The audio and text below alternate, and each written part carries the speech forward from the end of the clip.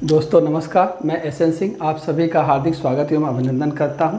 दोस्तों हिंदी व्याकरण के अंतर्गत हम संधि पढ़ रहे थे और आपको पता है कि संधि किसी भी प्रतियोगी परीक्षा के लिए बहुत ही महत्वपूर्ण टॉपिक है। इसके पहले हमने इसके अंतर्गत स्वर संधि पढ़ा था। अगर आपने स्वर संधि का वीडियो नहीं देखा है तो कृपया एक बार उसे आप ज़रूर देख लें। आज हम व्यंजन संधि देखते हैं। तो व्यंजन संधि देखने के पहले हम थोड़ा सा जो मूल चीज़ें हैं उस पर लौटते हैं। वो देखिए क्या है कि स्वर आपको पता है 11 है। आ ई उ री ए ओ औ, ये 11 स्वर है। अब इसके अलावा कचट तप आपको याद होना चाहिए। कचट तप माने का वर्ग का खा गा घा अंगा, चा छा जा झा इया, टा ठा डा ढा अड़ा, ता था दा धा ना, पा फा बा भा मा। ये स्पर्श व्यंजन है।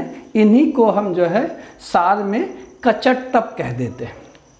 अब देखिए इसमें हम पहला वर्ण कहें कि ये जो 25 स्पर्श व्यंजन है इसमें पहला वर्ण, तो पहला वर्ण क्या है? का चा टा ता पा, कचट तप ये पहला वर्ण है।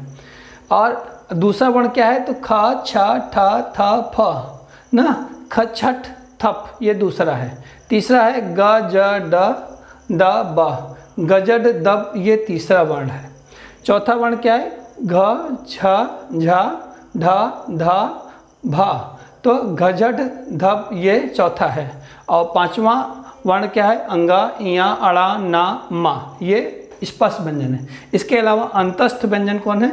या रा लावा, जिसे अर्धस्वर भी कहते हैं। इसके अलावा ऊष्म कौन है?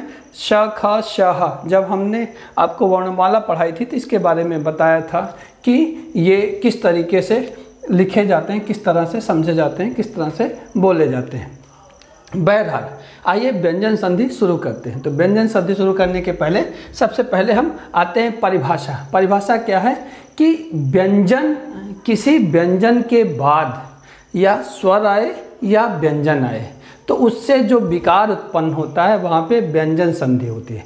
व्यंजन क्या है? ये जितने 25 स्पर्श वर्ण व्यंजन आपको दिख रहे हैं, ये स्पर्श व्यंजन सब में स्वर निहित होता है। कौन सा स्वर? आ स्वर निहित होता है। अगर हम का की बात करें तो का को हम कैसे लिख सकते हैं? का यानी हलंत धन आ, ठीक है। ये इसका मतलब है कि इसमें स्वर आ नहीं है, लेकिन इसमें इसका मतलब क्या है? इसमें स्वर है। ऐसे 25 के 25 स्पर्श व्यंजन ऐसे हैं, यानी सारे ये जितने आपके सामने व्यंजन लिखे हैं 25 स्पर्श व्यंजन और अंतस्थ और ऊष्म सब में स्वर आ निहित है। जब इन्हें हमें स्वर से अलग लिखना होगा तो हम इनके आगे हलंत लगा देंगे। किसी भी अक्षर को अगर आप स्वर के अलग लिखना होगा तो आप नीचे हलंत लगा देंगे तो ये माना जाएगा कि ये स्वर रहित व्यंजन है, ठीक है। तो मुझे लगता है इतनी चीज़ आपके समझ में आ गई होगी कि व्यंजन, सभी स्पर्श व्यंजन में स्वर आ निहित है। आइए देखिए,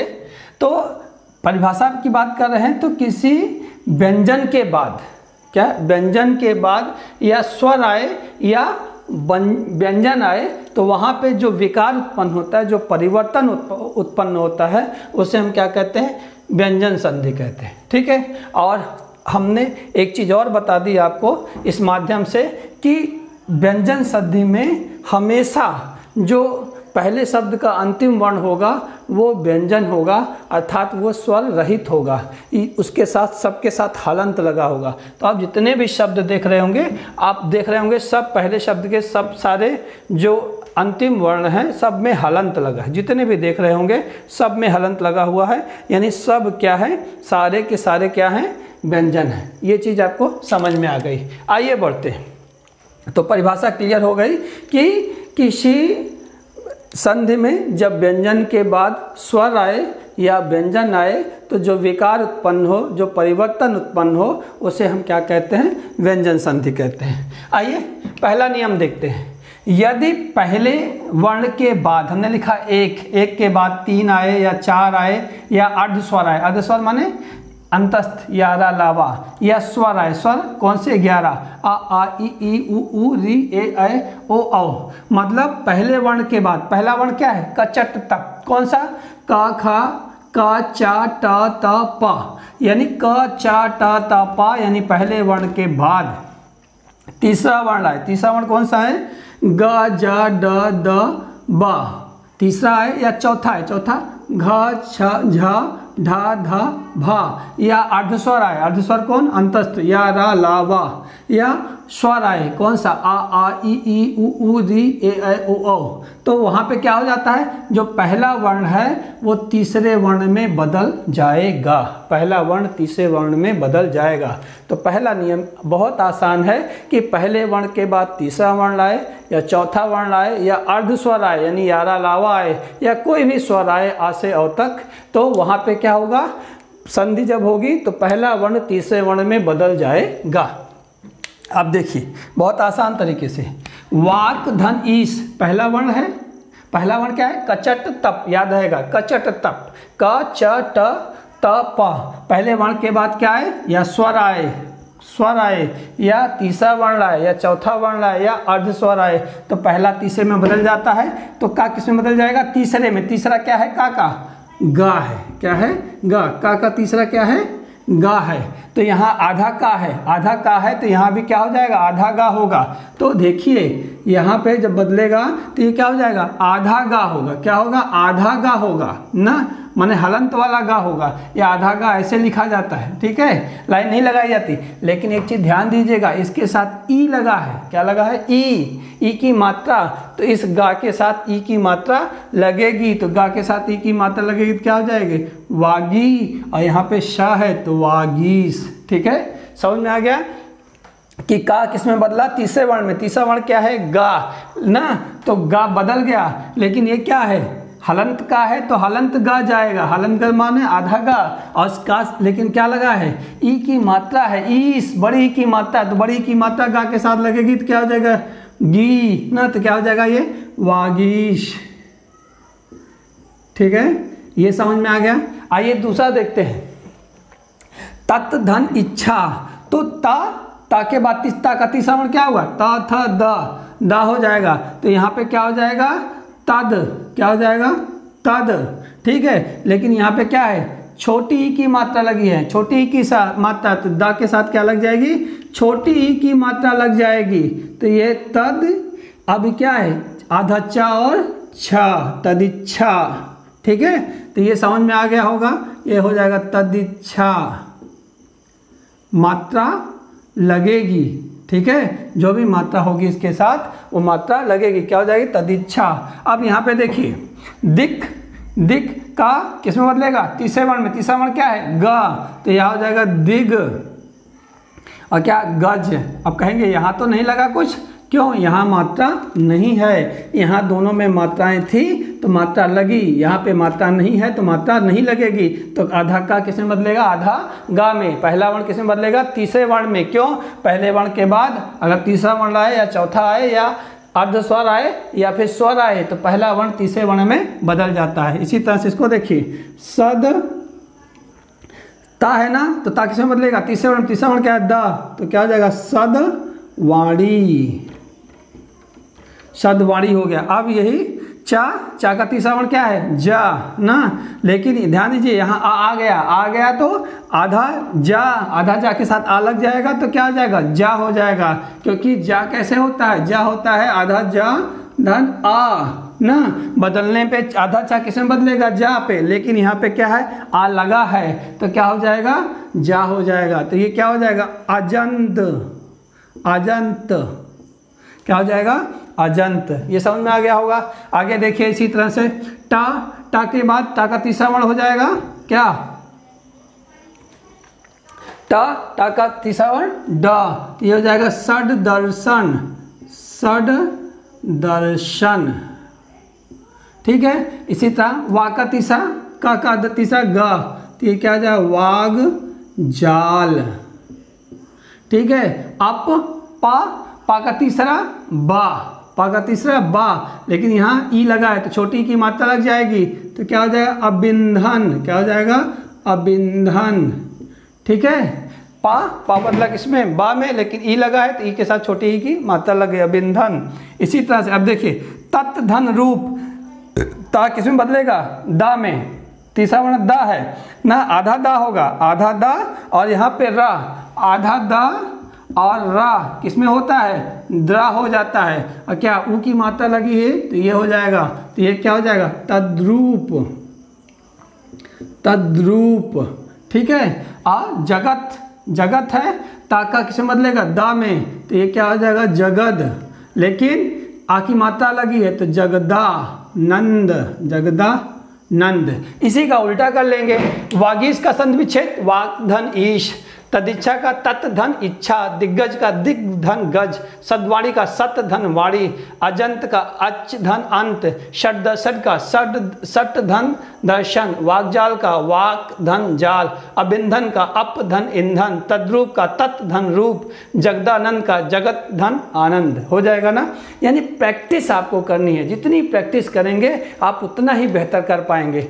हमारे इससे आपको नियम एकदम समझने में आसान हो जाएगी, आपको याद भी हो जाएगा, लेकिन जितनी ज़्यादा आप प्रैक्टिस करेंगे उतना ही आप इसमें महारत हासिल कर पाएंगे, और हम भी आपको बराबर इसकी प्रैक्टिस कराएंगे, प्रैक्टिस सेट लेके हम आएंगे। आइए देखते हैं अगला नियम। दूसरा नियम क्या है कि नियम नंबर 2 क्या कह रहा है कि यदि पहले वर्ण के बाद ना, एक के बाद, एक यानी पहले वर्ण के बाद ना या मा आए तो पहला वर्ण पांचवें वर्ण में बदल जाता है। ठीक है, बहुत आसान से, यानी पहला वर्ण क्या है, कचट तप, क्या है, कचट तप, पहला वर्ण कचट तप के बाद या तो ना आए या मा आए तो कचट तप क्या होगा, अपने वर्ण के पांचवें वर्ण में बदल जाएगा। पांचवा वर्ण क्या, अंगा, इया, अड़ा, ना और मा, इसमें बदल जाएगा। देखिए कैसे देखते हैं, वाक्मय ना, तो इसमें किसमें बदलेगा, पांचवें वर्ण में, का पांचवा वर्ण क्या है, अंगा, तो ये क्या हो जाएगा, वांगमय, क्या हो जाएगा, वांगमय। ठीक है, हलंत रहेगा, आधे वर्ण में ही बदलेगा। अपमय, पा का आधा पांचवा वर्ण क्या है, पा फा पा भा मा, पा का पांचवा वर्ण क्या है, पा भा मा, और यहाँ आधा पा है तो आधा मा, तो ये क्या हो जाएगा, अम, और ये मय जुड़ जाएगा तो क्या हो जाएगा, अम्मय। इसी तरह का शट, टा का पांचवा वर्ण क्या है, अड़ा, तो ये आधा क्या हो जाएगा, षणमार्ग, षणमार्ग। इसी तरह देखिए जगत धन नाथ, ता का पांचवा क्या है, ना, तो ये क्या हो जाएगा, जगन्नाथ, जगन्नाथ। अब ये देखिए उत धन नाथ, ता का पांचवा क्या है, ना है, तो क्या हो जाएगा, उन्नति। अब सत, ता का पांचवा क्या है, ना, तो सन्मार्ग। ये समझ में आ गया। यदि पहले वर्ण के बाद ना या मा आए तो किसमें बदल जाता है, पांचवें वर्ण में बदल जाता है। इसी का उल्टा भी कर सकते हैं कि जगन्नाथ का संधि विच्छेद जगत धन नाथ, उन्नत का संधि विच्छेद उत धन नति, सन्मार्ग का सत धन मार्ग, वांगमय का वाक धन मय, अम्मय का अप धन मय, षणमार्ग का षट धन मार्ग। तो ये आपके समझ में आया कि पहले वर्ण के बाद तीसरा वर्ण आए, चौथा आए, अर्धस्वर आए, स्वर आए तो किसमें बदल जाएगा, तीसरे में। लेकिन पहले वर्ण के बाद अगर ना और मा आए तो किसमें बदल जाएगा, पांचवें में बदल जाएगा। बहुत आसान है, आप देख लीजिएगा, एक दो बार देख लेंगे आपको याद हो जाएगा। आगे देखिए नियम नंबर 3 हम देखते हैं कि म के बाद स्पर्श व्यंजन आए। स्पर्श व्यंजन कौन, ये 25 कचट तप वर्ग वाले, ये 25 है। माँ के बाद स्पर्श व्यंजन आए तो माँ किसमें बदल जाता है, अनुस्वार में बदल जाता है। किसमें बदल जाएगा, अनुस्वार में, या किसमें बदल जाएगा, पंचम वर्ण में बदल जाएगा। किसके, बाद वाले वर्ण का, बाद वाले वर्ण का पंचम वर्ण हो जाएगा। ठीक है, फिर से समझ लीजिए, यदि माँ के बाद स्पर्श व्यंजन आए, स्पर्श व्यंजन कौन, 25, माँ के बाद स्पर्श व्यंजन आए यानी 25 ये व्यंजन आए कचट तप वाले, तो माँ किसमें बदल जाता है, अनुस्वार में। अनुस्वार यानी बिंदी, अनुस्वार यानी बिंदी ये। ठीक है, और या पंचम वर्ण हो जाता है। देखिए अहम धन कार, माँ माँ माँ माँ माँ, माँ के बाद क्या आया, कोई भी स्पर्श व्यंजन है तो ये क्या हो जाएगा, अहंकार, अहंकार। ये किंचित, क्या, किंचित। और ये क्या, संगम। ये सब अनुस्वार लग जा रहा है और कुछ नहीं। जहाँ माँ था वहाँ क्या लग रहा है, अनुस्वार। यहाँ पे अनुस्वार, यहाँ पे अनुस्वार, माँ हट रहा है, अनुस्वार लग रहा है। और ये क्या हो जाएगा, पंचम। और ये क्या है, संकल्प, ठीक है। और ये क्या है, संतोष। सब में क्या हो रहा है, अनुस्वार लग रहा है, बस क्या लग रहा है, माँ हटा करके अनुस्वार लग रहा है, माँ हटा के अनुस्वार लग रहा है। या तो ये हो सकता है या इसका पांचवा वर्ण हो सकता है। क्या हो सकता है, पांचवा वर्ण। पांचवा वर्ण कैसे करेंगे, ये देखिए, अहंकार, अहम धनकार, तो हमने क्या किया, माँ के बाद ये स्पर्श व्यंजन आए तो इसका अनुस्वार हो गया। या क्या कह रहे हैं, पांचवा वर्ण हो जाता है, किसका, बाद वाले वर्ण का, बाद वाले का। तो देखिएगा, इसको लिखेंगे आहा, आ हो गया। अब ये क्या होगा, ये बाद वाले वर्ण का, तो बाद वाला वर्ण क्या है, ये अंगा, क्या है, अंगा, लेकिन इसके साथ क्या लगाएंगे, का लगाएंगे, तो ये क्या हो जाएगा, अहंकार। ठीक है, ये समझ में आया। अब ये ध्यान दीजिएगा कि ये जो बात, जो वर्ण छोटा होता है वो ऊपर लिखा जाता है। क्या लिखा जाता है, ऊपर लिखा जाता है। और जो नीचे लटका होता है वो क्या होता है, पूरा होता है। क्या होता है, पूरा होता है। ये समझ में आया। अगला देखेंगे। अब ये देखिए, किंचित है, तो हम क्या लिखेंगे, इसको क्या कैसे कैसे करेंगे, की डाल लिया। अब चा के बाद चा का पांचवा वर्ण क्या है, इया। क्या है, इया, तो हम क्या डालेंगे, इया। ठीक है, और साथ में क्या लगाएंगे, चा, ये हुआ। अब लेकिन मात्रा है ई की, तो किंचित। ठीक है, ये समझ में आ गया। अब इसी तरह से इसको समगम ना, तो सा लिखेंगे। ठीक है, और ये इसका क्या, का अंगा, क्या पांचवा वर्ण क्या, अंगा होगा। और उसके साथ क्या है, गा ना, संगम। ठीक है, इसी तरह से पम धन चम, तो इसका क्या होगा, प और चाचा चाचा इया। ठीक है, और इसके साथ चा, मा, पंचम। ठीक है, यानी जो नीचे होता है वो पूरा होता है, और ये क्या हो गया, पांचवा। हम सब में क्या कर रहे हैं, पांचवा वर्ण लगा दे रहे हैं, किसके बाद वाले का, का अंगा, ये है। इसी तरह से देखिए, सा का पांचवा वर्ण क्या, अंगा, क्या हो जाएगा, अंगा, और इसके साथ का, संकल्प। इसी तरह से इसका माँ का, ये ताता दादा ना, ता का पांचवा वर्ण ना, तो ये जाएगा सन, और ये क्या, तोष।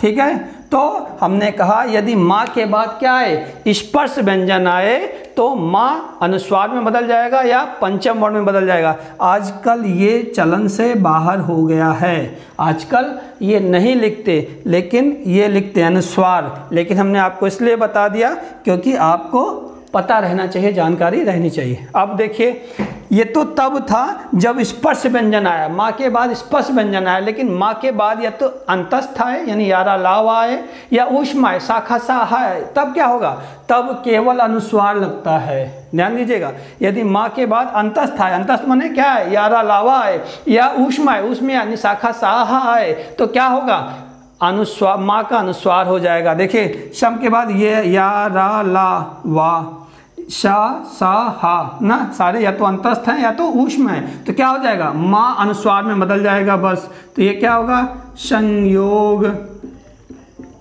माँ किसे बदल गया, अनुस्वार में। इसी तरह से सम, ये क्या हो जाएगा, संरक्षक। ठीक है, इसी तरह ये संलाप, इसी तरह ये संविधान। ठीक है, इसी तरह ये संशय, और ये संसार, ये संहार। ठीक है, अब इसी का उल्टा भी कर सकते हैं। अगर हम कहें अहंकार, तो अहम धनकार, किंचित किम धनचित, संगम सम धन गम, पंचम पम धन चम, संकल्प सम धन कल्प, संतोष सम धन तोष, संयोग का सम धन योग, संरक्षक सम धन रक्षक, संलाप सम धन लाप, संविधान सम धन विधान, शम संशय सम धन शय, संसार सम धन सार, संहार सम धन हार। तो आप ऐसे भी इसको कर सकते हैं। एक और देख ली, यदि माँ के बाद माँ आए तो कोई परिवर्तन नहीं होगा, वैसे लिखा जाएगा, यानी सम्मान। आधा माँ है, आधा माँ हमने लिख दिया। सम्मति, आधा माँ आधा माँ हम लिख देंगे सम्मति। ठीक है, तो यानी ये आपके समझ में आ गया होगा। तो ये बहुत आसान है। अब आपको आसान लग रहा होगा, कहीं से कोई दिक्कत हो तो एक बार आप इसको और देख लीजिए। और हम जो है, अगर आपको ये वीडियो पसंद आया हो तो आप इसे लाइक जरूर कीजिए और अपने बच्चों के साथ, दूसरे दोस्तों के साथ शेयर कीजिए, क्यों शेयर करने से विद्या बढ़ती है और ये एक पुण्य का काम है। तो उम्मीद है आप पुण्य का काम जरूर करेंगे। मिलते हैं बाकी बचे दूसरे नियमों के साथ अगले व्यंजन के वीडियो में, तब तक के लिए नमस्कार।